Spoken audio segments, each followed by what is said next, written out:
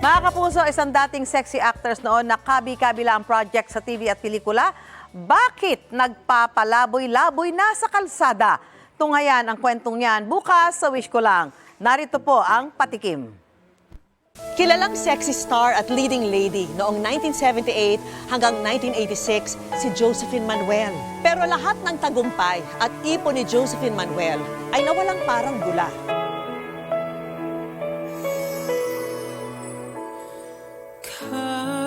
Pag nandun ka na, kailangan mayaman ka. Hindi naman ako mayaman, kaya 7 taon lang bali ang tinagal ko sa pelikula.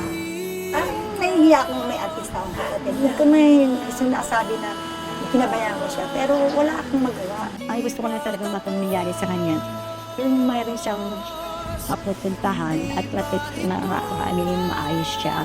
Naiyak ako dahil siyempre na ate ko yun. Naghiwalay po kasi yung parents namin, kaya naghiwalay din po kami. Hello po, magandang hapon po. Magandang-maganda pa rin kayo, oh. Ang mabuhay ng isang araw pa. Abangan sa Wish Ko Lang ngayong Sabado, 4 p.m.